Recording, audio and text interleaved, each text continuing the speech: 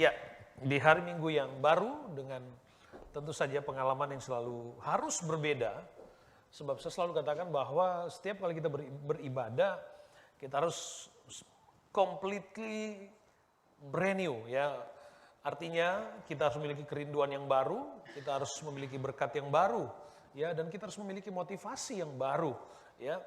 Dan itu menjadi penting dalam kehidupan kita supaya setiap kali kita beribadah kepada Tuhan, maka kita bisa menikmati. Paling tidak ada sesuatu yang waktu kita pulang kita membawa sesuatu, ada sesuatu yang berbeda, ada sesuatu yang Tuhan letakkan, Tuhan tabur, Tuhan curahkan untuk hidup kita. Puji Tuhan. Nah, saudara, hari ini saya akan sedikit berbicara tentang kebenaran dalam ujian iman. Ya. Faktanya adalah perjalanan rohani kita selalu berdinamika, selalu unik, saudara ya. Tuhan selalu punya cara yang sangat unik, saudara, untuk kita jalani, tapi dengan tujuan yang clear di hadapan Tuhan. Karena saya selalu katakan bahwa iman adalah melihat dari cara pandang Kristus. Sehingga proses dari cara pandang Kristus adalah proses terbaik, indah dan mulia. Dan iman harus diproses melalui pengalaman yang termasuk pengalaman yang tidak kita inginkan. Ya. Sekali lagi, proses iman yang baik adalah sebuah proses yang termasuk pada pengalaman yang kita tidak inginkan sekalipun. Sebab justru iman akan menjadi kuat ketika kita berada atau kita menghadapi keadaan yang sebaliknya. Iman menjadi kuat justru ketika kita menghadapi keadaan yang sebaliknya, kita berharap Tuhan memberikan, paling tidak menolong atau memfasilitasi untuk sebuah tujuan, tapi justru kita tidak mendapatkan itu. Ada saatnya Tuhan benar-benar memproses kita dengan cara seperti itu, supaya kita dapat belajar dan bertindak percaya. Sebab sebuah proses yang kita bisa expected, saudara, adalah proses yang sebenarnya tidak membutuhkan energi yang banyak, tidak membutuhkan daya yang banyak. Tetapi ketika kita ada pada proses yang sebaliknya dari apa yang kita inginkan, maka secara otomatis pikiran kita, roh kita akan merespons, akan berusaha adjust, ya, supaya kita tidak keluar dari proses itu. Nah, dalam proses yang kita tidak inginkan, yang sebaliknya seperti itu, ada kebenaran di situ. Ya, kira-kira itu yang ingin saya bicarakan. Mari kita buka Alkitab kita di dalam Injil Matius pasal yang ke-15. Injil Matius pasal yang ke-15, saya ingin kita membaca keseluruhan dari perikop ini.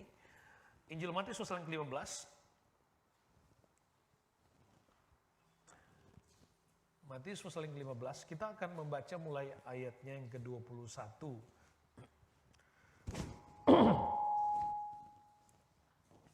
Maaf, saudara. Lalu Yesus pergi dari situ dan menyingkir ke daerah Tirus dan Sidon. Maka datanglah seorang perempuan Kanaan dari daerah itu dan berseru, "Kasihanilah aku, ya Tuhan, anak Daud, karena anakku perempuan kerasukan setan dan sangat menderita." Tetapi Yesus sama sekali tidak menjawabnya. Lalu murid-muridnya datang dan meminta kepadanya, "Suruhlah ia pergi. Ia mengikuti kita dengan berteriak-teriak." Jawab Yesus, "Aku diutus hanya kepada domba-domba yang hilang dari umat Israel." Tetapi perempuan itu mendekat dan menyembah dia sambil berkata, "Tuhan, tolonglah aku." Tetapi Yesus menjawab dia, "Tidak patut mengambil roti yang disediakan bagi anak-anak dan melemparkannya kepada anjing." Kata perempuan itu, "Benar Tuhan, namun anjing itu makan rema-rema yang jatuh dari meja tuannya." Maka Yesus menjawab dan berkata kepadanya, "Hai ibu, besar imanmu, maka jadilah kepadamu seperti yang kau kehendaki." Dan seketika itu juga anaknya sembuh. Di dalam ayat yang ke-28 kita mendapatkan sebuah sikap yang sangat berbeda dengan ayat-ayat sebelumnya. Ya, kita bersyukur karena kita mengerti kisah ini. Ya, artinya kita melihat dari awal sampai selesai dan endingnya seperti itu. Tapi bagaimana jika story itu adalah tentang hidup kita sekarang, saat ini, yang kita benar-benar belum tahu, saudara, kayak apa nanti endingnya.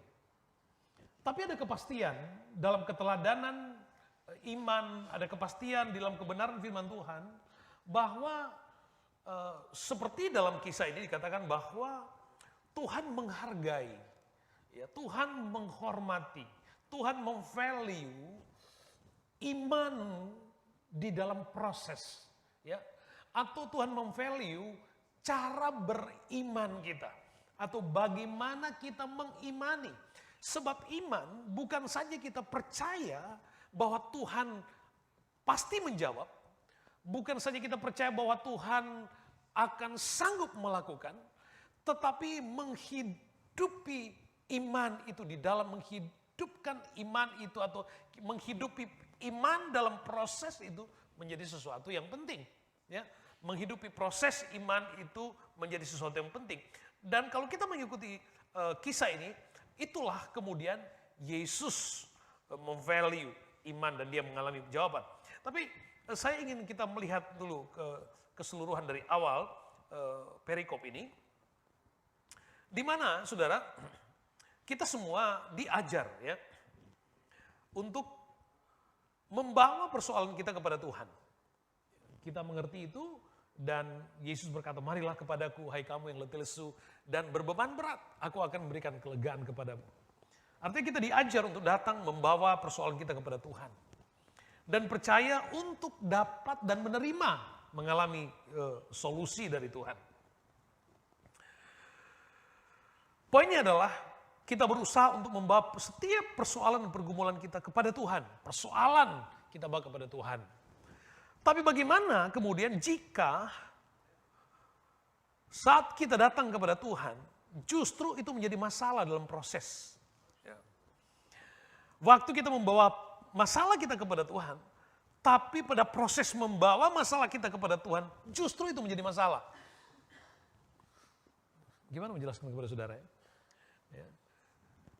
Waktu kita datang justru kepada Tuhan, membawa beban dengan harapan kita akan mengalami jawaban dan masalah itu selesai. Tapi justru ketika kita ada di dalam proses itu, kita seolah-olah ada dalam persoalan yang baru gitu loh. Kita seolah-olah ada dalam persoalan baru. Saya katakan tadi kita mengerti ending dari kisah tadi. Akhirnya Tuhan mengvalue, menghargai. Nah,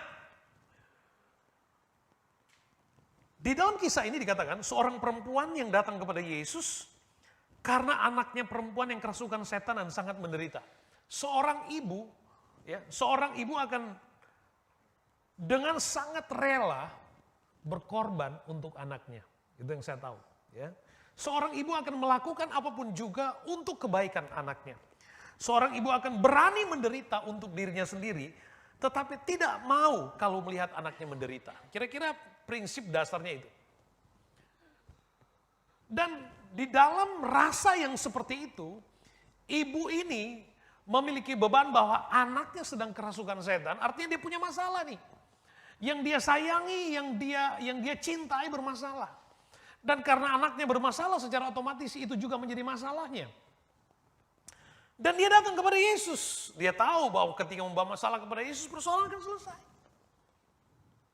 Dia beriman bahwa persoalan, Alkitab katakan dia datang kepada Yesus. Dan dikatakan ia bermohon sungguh-sungguh kepada Yesus.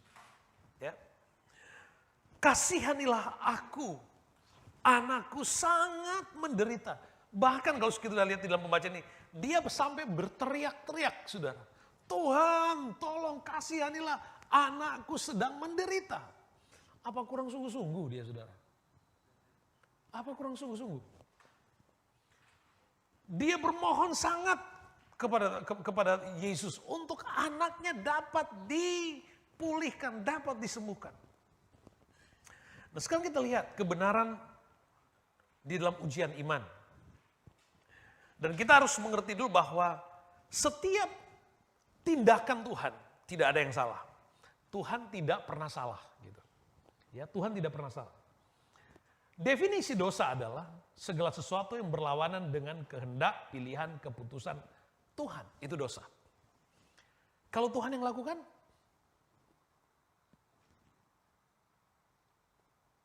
dia tidak menentang prinsip itu tentunya. Sebab dosa adalah segala sesuatu yang bertentangan dengan kehendak Tuhan. Oke, kita tidak membahas tentang dosa. Tapi mari saudaraku yang kasih dalam Tuhan, kita belajar untuk mengerti bagaimana menemukan kebenaran dalam proses iman. Ayat yang ke-23 dan ayat ke-24 kita baca. Waktu perempuan ini datang kepada Tuhan. Tuhan, dia berteriak-teriak minta supaya anaknya disembuhkan. Ya. Kasihanilah aku, ayat 22. Kasihanilah aku ya Tuhan, anak Daud, karena anakku perempuan kerasukan setan dan sangat menderita. Ayat 23. Perhatikan, ayat 23 dan ayat 24. Tetapi Yesus sama sekali tidak menjawabnya. Yesus sama sekali tidak menjawabnya. Lalu, tidak hanya itu, lalu murid-muridnya datang dan meminta kepadanya, suruhlah ia pergi. Ia mengikuti kita dengan berteriak-teriak. Jawab Yesus, aku diutus hanya kepada domba-domba yang hilang dari umat Israel. Perhatikan baik. Wanita ini saya sudah ceritakan, dia sedang dalam masalah. Karena anaknya bermasalah, otomatis itu menjadi masalahnya.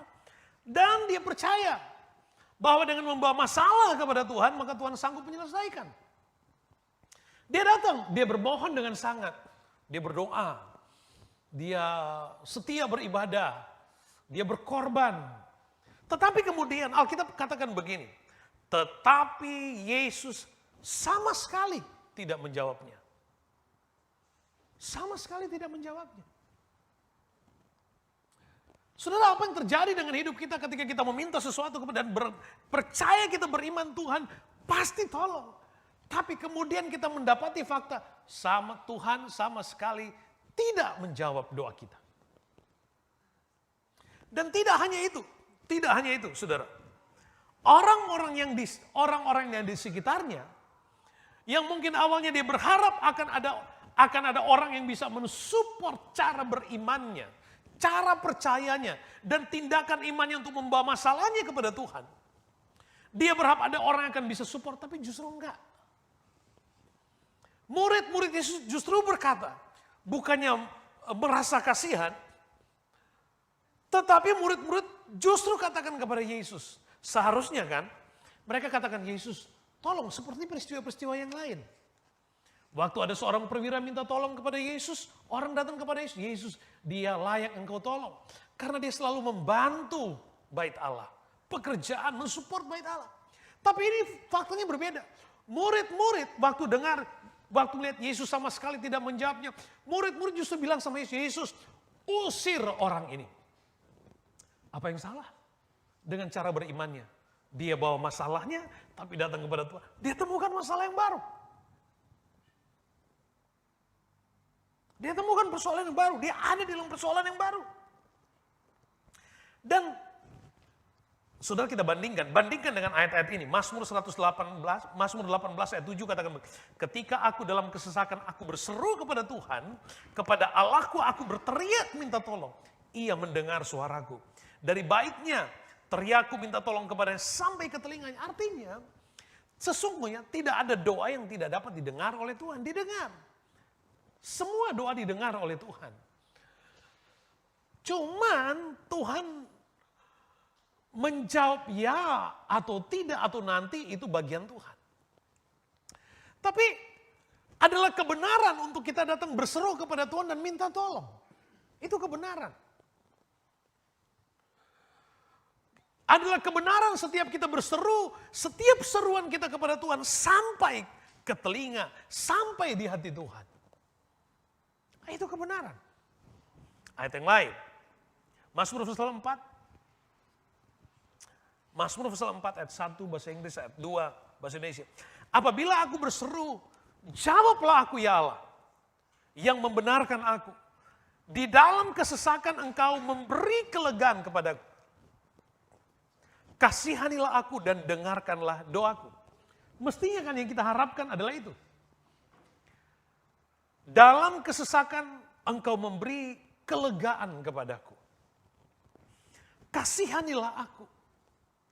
Sekali lagi tidak ada yang salah dari tindakan wanita ini.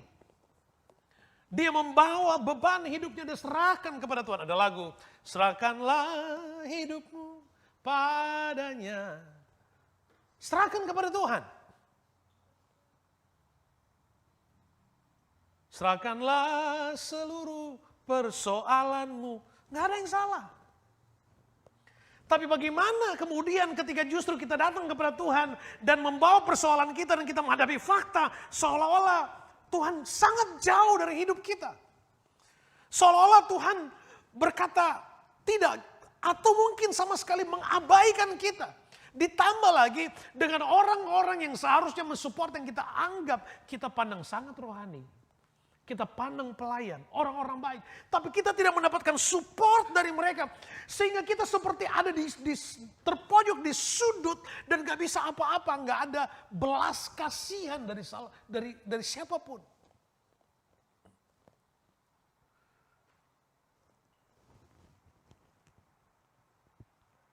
Bagaimana rasa kita ketika kita mengalami ketertolakan?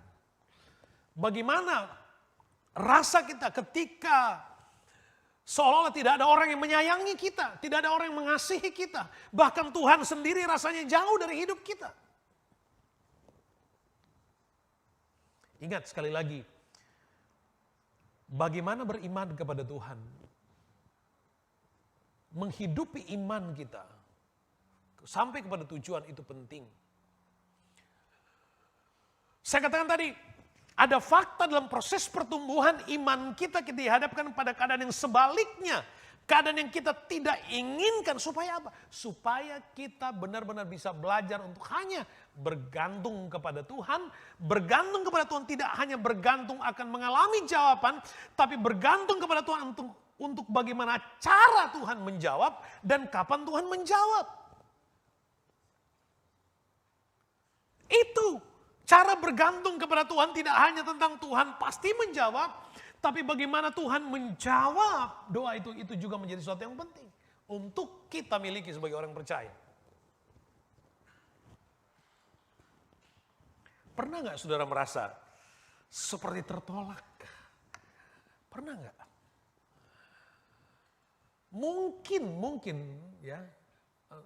Mungkin saat ini Anda yang sedang beribadah secara online. Saudara yang kekasih di dalam Tuhan Yesus Kristus, terkadang Tuhan bertindak nampaknya against kita, against sikap rohani kita. Pada titik seperti itu saudaraku, dibutuhkan sikap iman yang benar-benar kuat di hidup kita. Saya bicara khotbah untuk orang-orang yang dewasa rohaninya. Bagaimana sikap rohani kita? Perhatikan ayat yang ke-25, kita kembali Matius pasal 15 ayat 25. Katakan begini. Tetapi perempuan itu mendekat dan menyembah dia sambil berkata, Tuhan, tolong aku. Saya banyak mendengar kisah orang Kristen yang ngambek sama Tuhan. Marah sama Tuhan. Karena dia mengharapkan Tuhan menjawab apa yang dia inginkan, tapi justru Tuhan tidak melakukan itu. Tuhan tidak memberikan itu. Sehingga dia benar-benar meninggalkan Tuhan. Marah, komplain. Dan dia berteriak, Tuhan jika engkau ada, di mana pertolongan, di mana mujizat yang engkau janjikan. Bangsa Israel seperti itu, sempat seperti itu. Ada orang Kristen yang seperti itu. Ketika dia mengalami keadaan Tuhan, bukankah saya setia, saya sudah berdoa, saya sudah berkorban, saya sudah mengabdi. Tapi kenapa seolah-olah yang saya alami tidak seperti seharusnya, seperti apa yang saya sudah tabur. Kenapa? Ini menjadi penting untuk pengalaman hidup kita supaya kita benar-benar melepaskan, menanggalkan ego kita, menanggalkan kekuatan kita, menanggalkan apa yang kita pikir, kita mampu, kita dapat, kita miliki. Lalu benar-benar hanya memandang kepada Tuhan dan tidak mengandalkan orang lain. Sudah pernah ngalamin nggak? Mengandalkan orang lain tapi justru itu mengecewakan?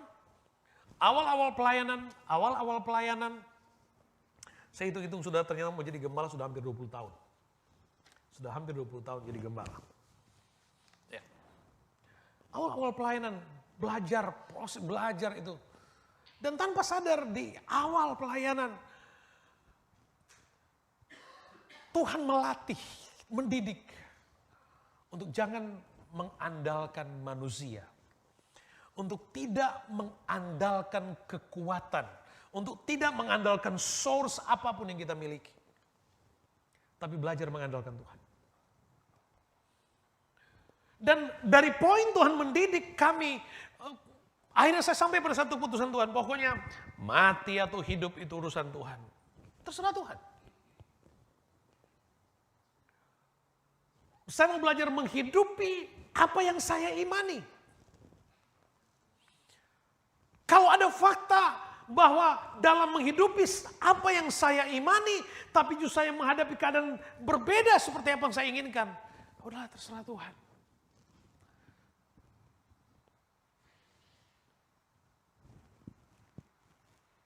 Sampai kita pada kisah ini. Ketika Yesus sama sekali tidak menjawab. Kemarin, saya pikir, waduh, kok sampai hati sih Yesus? Orang lagi dalam desperate banget, butuh pertolongan. Tapi sampai hati sih Yesus gak tolong. Sampai hati Yesus gak jawab. Yesus membiarkan orang itu menangis, merasa sendirian, merasa tidak ada support, merasa tertolak. Kenapa? Yesus biarkan rasa itu. Kenapa? Kok Tuhan pengasih itu kenapa seperti itu?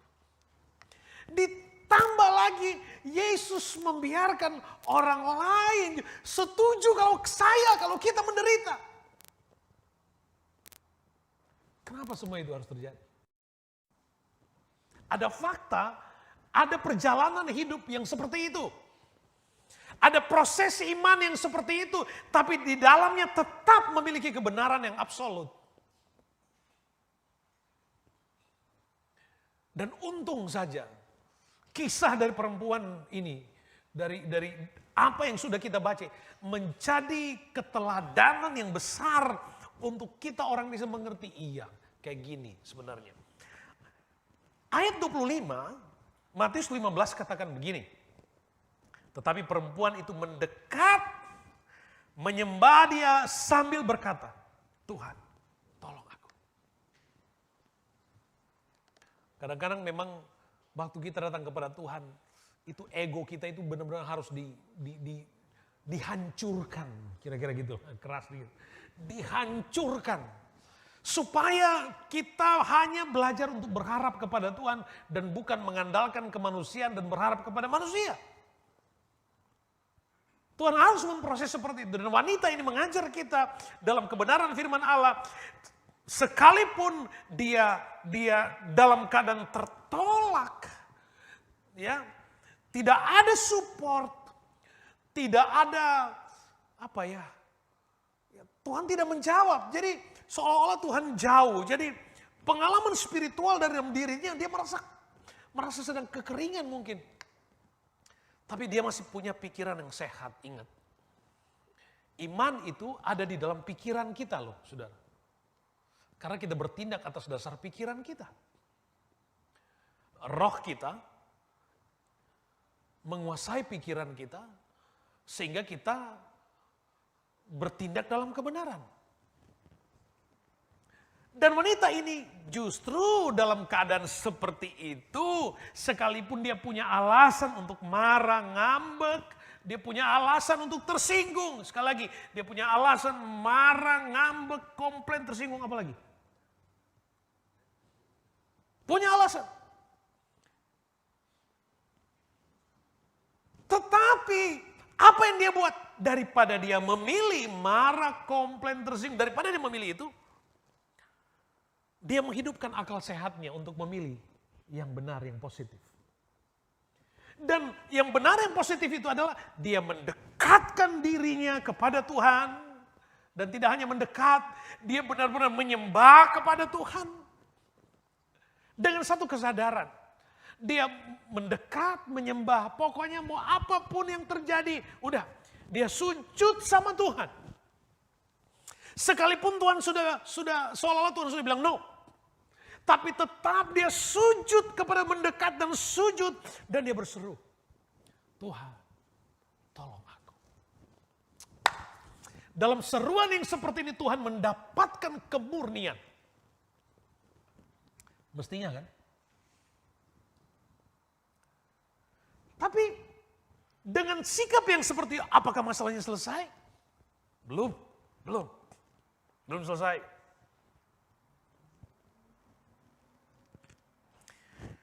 Sekali lagi, perempuan ini mengambil sikap ekstrim untuk tetap datang kepada Tuhan.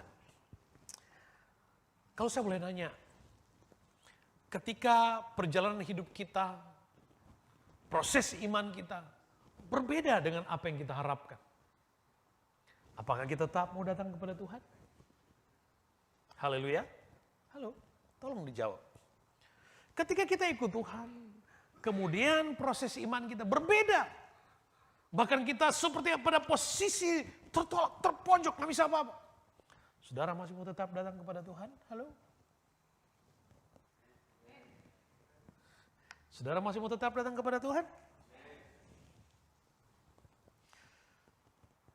Sekalipun sudah punya hak, gereja apaan itu? Pendeta apaan itu? Kenapa setelah saya ikut Tuhan seperti ini, tapi justru seperti ini?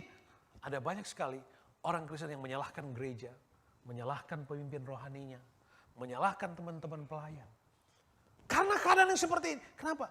Padahal karena ada kebenaran yang Tuhan sedang proses di dalam hidupnya, tapi dia tidak menangkap pesan-pesan itu. Dan tadi ujian yang pertama adalah menghadapi fakta yang berbeda dengan apa yang kita inginkan, supaya kita belajar bergantung penuh kepada Tuhan.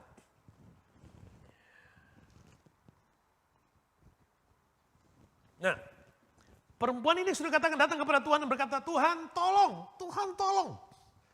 Yang pertama, ya Tuhan gak jawab. Mestinya yang kedua, Tuhan sudah harus.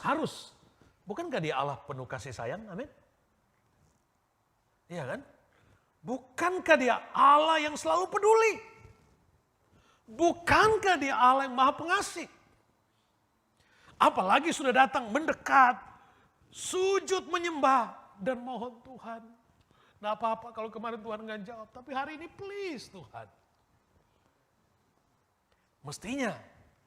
Atau kita bilang begini, secara rohani saya punya hak untuk dijawab oleh Tuhan. Ya kan? Tapi apa kata Tuhan? Belum selesai prosesnya. Yesus katakan begini. Waktu dia katakan, Tuhan tolong. Yesus katakan begini. Yesus menjawab, tidak patut mengambil roti yang disediakan bagi anak-anak dan melemparkannya kepada anjing. Oh, kalau saya nggak bisa bayangin kalau saya. Tapi saya mau berdoa, Tuhan beri saya kemampuan dan pikiran yang sehat untuk bisa bertindak dan memilih dengan sikap iman yang benar. Please Tuhan. Tapi Tuhan jawab, tidak patut mengambil roti yang disediakan bagi anak-anak dan melemparkannya kepada anjing. Bayangkan saudara. Seolah-olah Tuhan mengatakan, aku punya tapi bukan buat kamu. Karena kamu gak pantas dapatkan. Sakitnya di sini saudara.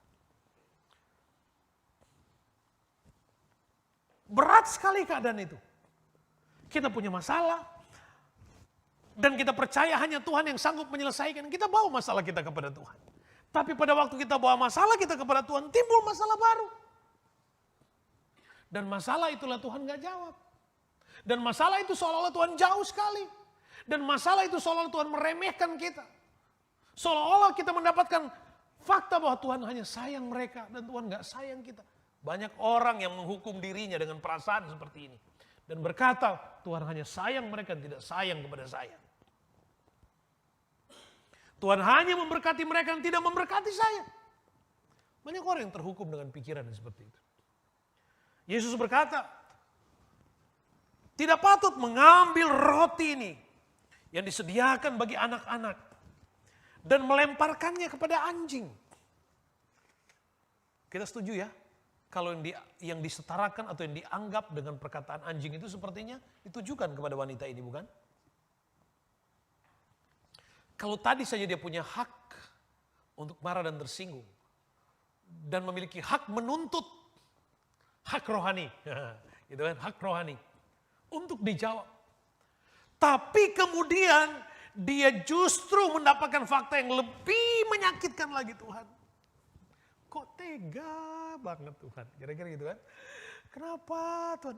Apa salah saya? Gitu kan. Orang kalau gitu kan sudah gak bisa apa-apa. Sudah mulai, apa salah saya? Gitu. Saya banyak kali kalau lagi konseling. Ada yang sudah ngomong. Pak, apa salah saya? Saya ngalamin ini semua, kenapa? Kalau Tuhan saja kadang-kadang gak jawab, Anda punya masalah. Apalagi cuma pendetamu.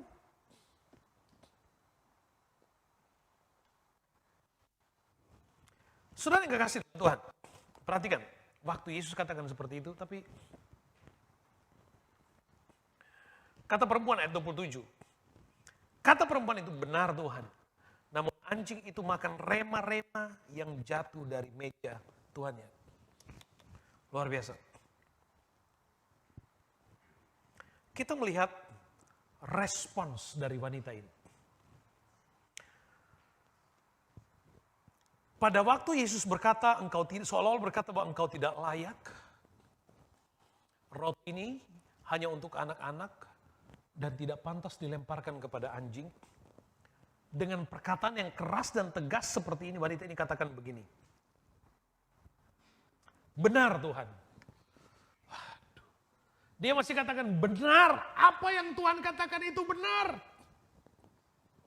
Pokoknya apa yang Tuhan buat itu benar, sekalipun menyakitkan itu benar. Pokoknya apapun kata Tuhan itu benar. Sudahkah kita bertumbuh pada tingkat kehidupan rohani yang seperti ini? Untuk berkata ya Tuhan, untuk apapun keputusan Tuhan dalam hidup kita, sekalipun itu berbeda bahkan menyakitkan kita. Ada saatnya proses iman kita ada pada proses kebenaran yang seperti ini. Dan dituntut respons yang ekstrim dari orang percaya untuk mengimani bahwa Petrus katakan begini. Waktu Yesus katakan, apakah kamu tidak mau pergi juga? Seperti yang lainnya. Petrus katakan, perkataanmu adalah perkataan hidup.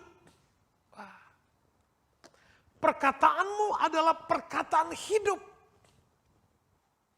Artinya, bahwa kalaupun Yesus mengatakan itu, mengucapkan itu, dan kita memandang itu secara rohani, kita memandang itu sebagai sebuah perkataan Allah, itu sebuah kebenaran, itu firman, pasti ada alasan terbaik di balik itu.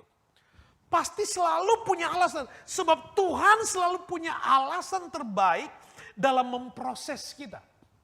Tuhan selalu punya alasan. Sehingga cara terbaik untuk kehidupan kita orang percaya kepada Tuhan adalah untuk belajar berkata ya Tuhan. Untuk apapun yang Tuhan ucapkan, Tuhan katakan ya Tuhan. Untuk apapun firman yang firman sampaikan dalam hidup kita. Saudara, di dalam pertumbuhan gereja modern, kita jarang mendengar dosa itu ditemplak dari atas mimbar. Sebab yang dibangun adalah environment pelayanan yang kondusif. Sebisa mungkin sudah capek kerja seminggu, masa kita mau dimarah-marahin lagi? Kira-kira gitu.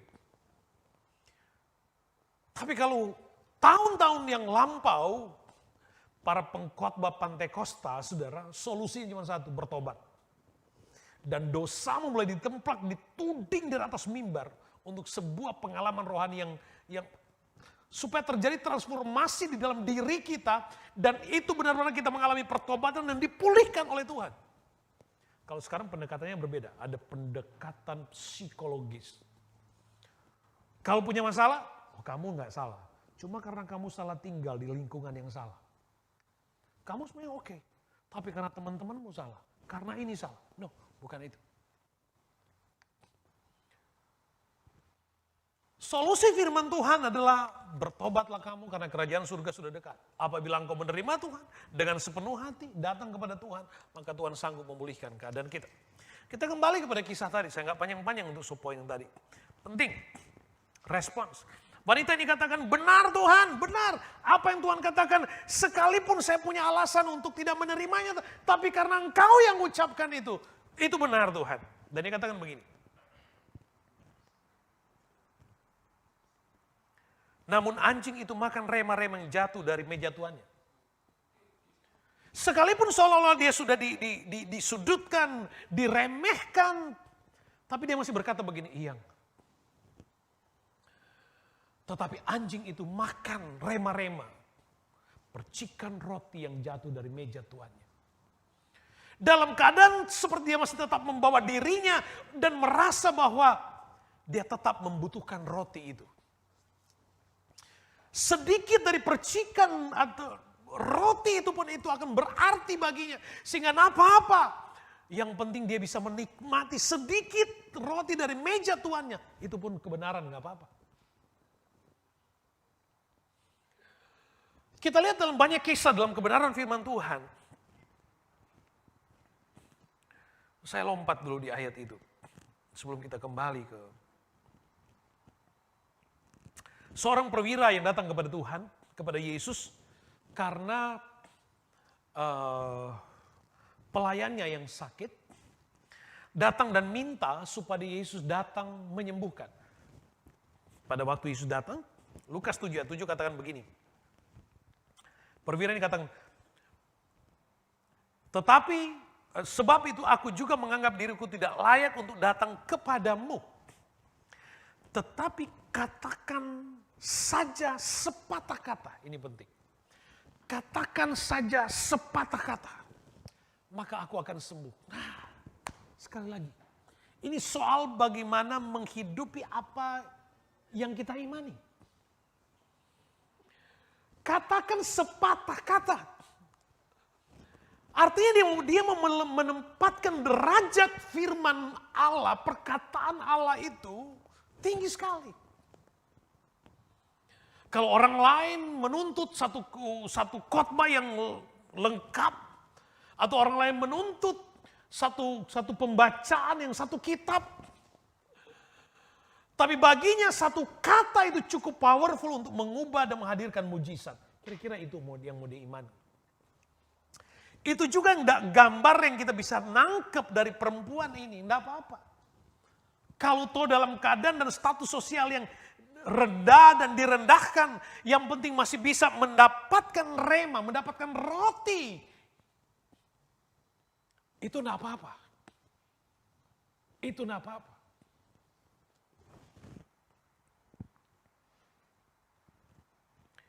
Saudara, tidak semua proses yang keras itu jelek, enggak. Tidak semua perkataan dan tuduhan yang tidak kita sukai itu pun jelek prosesnya. Tidak semua pandangan miring orang lain terhadap kita itu pun jelek. Saudara enggak tahu sudah terima apa enggak. Sepanjang kita terus berusaha untuk melakukan kehendak Tuhan, bukan tidak mungkin. Di balik semua itu ada proses, ada kebenaran dalam proses iman kita untuk mengalami mujizat. Bukankah firman Allah berkata, di dalam segala sesuatu Allah turut bekerja untuk mendatangkan kebaikan bagi mereka yang mengasihi Tuhan. Jadi sepanjang kita mengasihi Tuhan, apapun pengalaman hidup kita, Allah sanggup mengubahkan situasi yang tersudut, terpojok, jelek, menyakitkan. Allah sanggup menghadirkan kebenaran dan kebaikan untuk kita yang pegang, yang percaya kepada Tuhan. Amin. Haleluya. Sampai di sini saudara setuju? Saudara yang kekasih dalam Tuhan, roti bicara tentang firman. Sedikit, sekalipun itu jatuh dari meja tuannya, tapi kalau itu sampai kepada orang yang membutuhkan. Saudara, saya banyak kali mengalami dan melihat orang yang betul-betul dia lapar banget. Lapar banget. Saudara, di negara-negara tertentu yang tertutup dengan kebenaran firman Tuhan, mereka nggak punya Alkitab seperti kita yang banyak kali saudara, apa yang mereka lakukan? Ada orang-orang di penjara-penjara yang tidak punya Alkitab karena Alkitab nggak bisa masuk, sehingga Alkitab mereka harus sobek per lembar, bagi, mau baca. Setelah itu mereka tukeran gantian. Dia sobek, begitu disobek kitab Tawari, itu silsilah. Semua. Tapi dia lapar saudara, pingin dapatkan, kenapa? Di dalam setiap perkataan firman, di situ ada kuasa. Itu yang mau Yesus bangun sebenarnya. Bagaimana hatimu benar-benar merasa membutuhkan Tuhan dalam keadaan apapun juga. Sesederhana apapun kehadiran Tuhan untuk hidup kita, Tuhan mau ngajar kita. Tuhan mau ngajar kita untuk mengalami hal itu. Tuhan mau ngajar kita untuk menikmati peristiwa itu. Saudara yang kekasih di dalam Tuhan Yesus Kristus.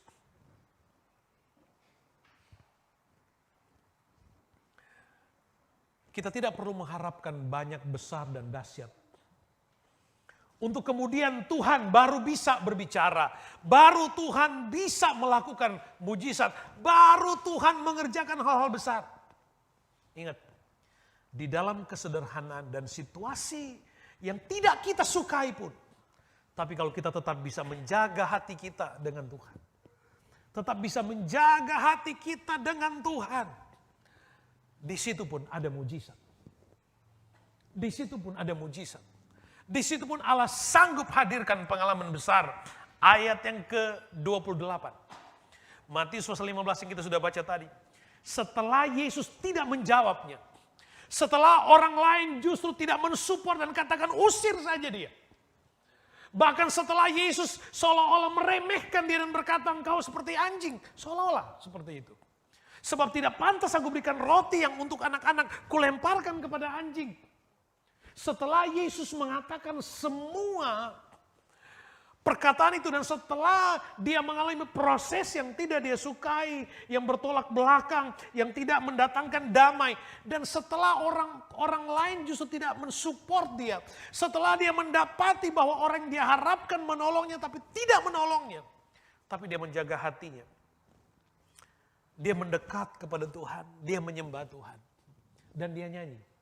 Apapun yang terjadi dalam hidupku ini, dia tetap nyanyi. Haleluya. Dia tetap nyanyi itu. Apapun yang terjadi dalam hidupku ini. Baru apa saudara? Benar? Nggak ragu? Sekalipun keadaannya sepertinya berbeda, bertolak belakang dengan yang kita inginkan. Tak pernah kuragukan janji. Oh, kita harus ngalami ini. Nggak boleh cuma bisa nyanyi, kita harus ngalami. Dan setelah semua itu terjadi, saya membayangkan tiba-tiba Yesus tersenyum. Saya tidak bisa main kemudian tiba-tiba Yesus ketika melihat kehidupan wanita ini dengan proses iman seperti ini. Yesus kemudian tersenyum dan Yesus berkata kepada perempuan, hai ibu. Aduh. Hai ibu. Dan Yesus katakan, hai ibu. Yesus juga mau katakan kepada kita, kepada Anda yang beribadah hari ini. Besar imanmu. Haleluya. Besar imanmu. Besar imanmu. Maka jadilah kepadamu seperti yang kau kehendaki. Dan seketika itu juga masalahnya selesai. Seketika itu juga anaknya sembuh. Problemnya selesai. Dia ganti ratapku dengan kesukaan. Dia tanggalkan susahku. Itu kan lagu-lagu yang kita tahu. Orang yang diproses Tuhan, waktu dia mengalami mujizat dan jawaban Tuhan, dia akan nyanyi kayak gini. Dia ganti ratapku dengan kesukaan. Dia tanggalkan susahku. Ada kegirangan di dalam Tuhan. Sebab Tuhan yang kita sembah adalah Tuhan yang selalu serius. Ingat, kebenaran di dalam ujian selalu ada. Sepanjang kita beriman, kita sungguh-sungguh kepada Tuhan, Jalani proses itu. Iya, ada proses yang seolah-olah kita di sudut, terpojok, tertolak. Tapi ada kepastian. Tidak untuk selama-lamanya orang benar dibiarkannya goyah. Orang yang berjalan maju, menabur sambil berlinang air mata, dia akan pulang membawa berkas dan sambil bersorak-sorai. Kita bangkit berdiri bersama. Tuhan Yesus memberkati.